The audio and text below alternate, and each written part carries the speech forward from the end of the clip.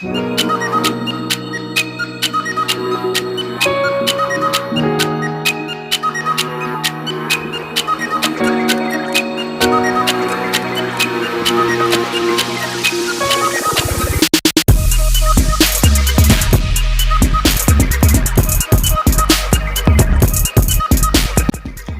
sih yang dimaksud makromolekul itu?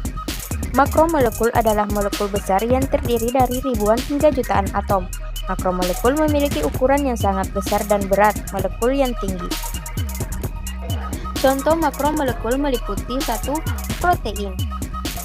Terdiri dari asam amino yang terkait dalam rantai panjang. 2.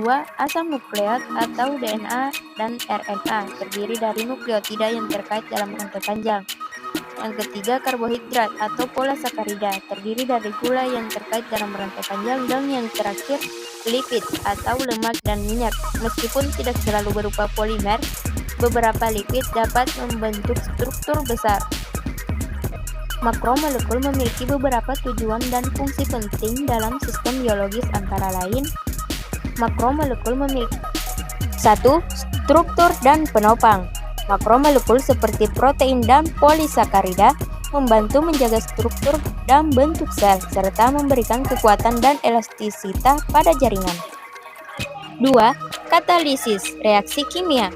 Enzim yang merupakan jenis protein berfungsi sebagai katalisator reaksi kimia dalam tubuh, mempercepat reaksi tanpa dikonsumsi selama prosesnya. 3. Penyimpanan dan pengangkutan. Makromolekul seperti protein dan polisakarida dapat menyimpan dan mengangkut molekul lain, seperti oksigen, nutrisi, dan hormon dalam tubuh. 4. Informasi genetik. Asam nukleat atau DNA dan RNA menyimpan dan mengirimkan informasi genetik yang diperlukan untuk sintesis protein dan fungsi sel lainnya. 5. Pertahanan dan imunitas. Makromolekul seperti protein dapat berperan dalam sistem imun, membantu mengenali dan melawan patogen. Dan yang keenam, komunikasi sel. Makromolekul dapat berperan dalam sinyalisasi sel, memungkinkan sel untuk berkomunikasi dan berinteraksi dengan lingkungan sekitarnya. Makromolekul memiliki beberapa kelebihan, antara lain: pertama, fungsi yang spesifik.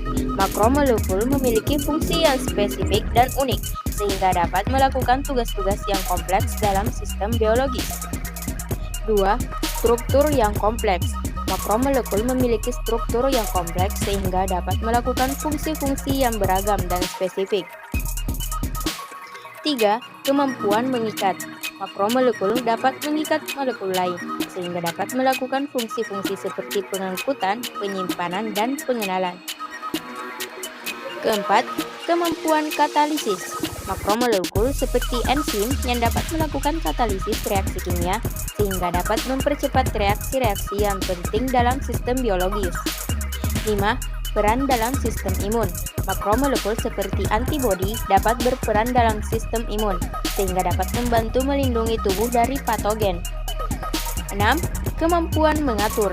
Makromolekul dapat mengatur proses-proses biologis seperti ekspresi, gen, metabolisme, dan sinyalisasi sel. Dan yang ketujuh, keanekaragaman fungsi. Makromolekul memiliki keanekaragaman fungsi sehingga dapat melakukan berbagai tugas dalam sistem biologis.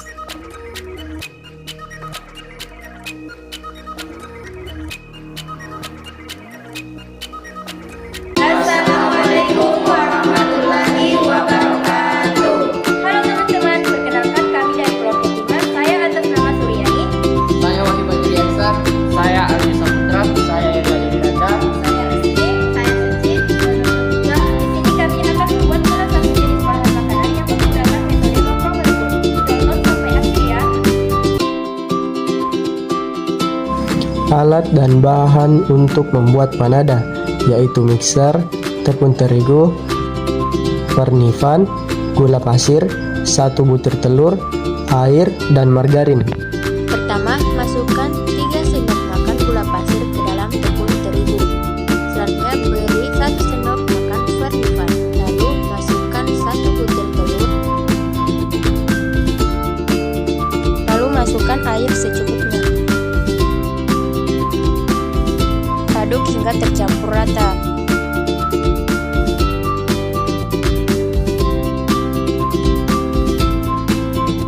Lalu, masukkan 3 sendok makan margarin ke dalam adonan. Lalu aduk kembali hingga tercampur rata. Mixer sampai adonan menjadi kalis.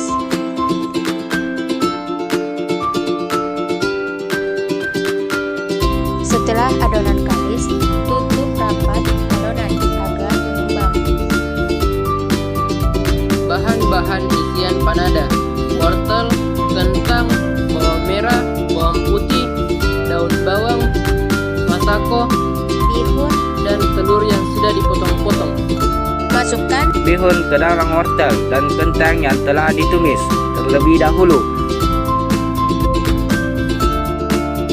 Selanjutnya, masukkan daun bawang,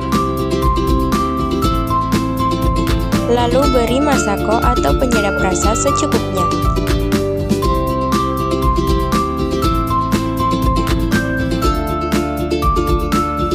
Aduk hingga tercampur rata. Ambil adonan secukupnya, lalu pipihkan. Kemudian, masukkan isian secukupnya. Masukkan telur yang sudah dipotong. Lalu, tutup adonan, putar bagian pinggiran panada agar isiannya tidak keluar. Panaskan minyak terlebih dahulu, lalu masukkan panada ke dalam minyak yang sudah mendidih.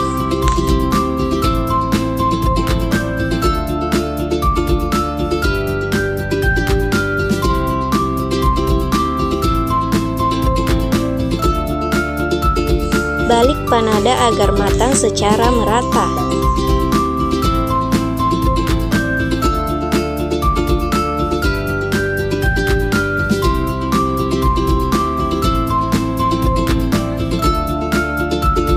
Angkat panada lalu tiriskan. Selanjutnya sajikan ke dalam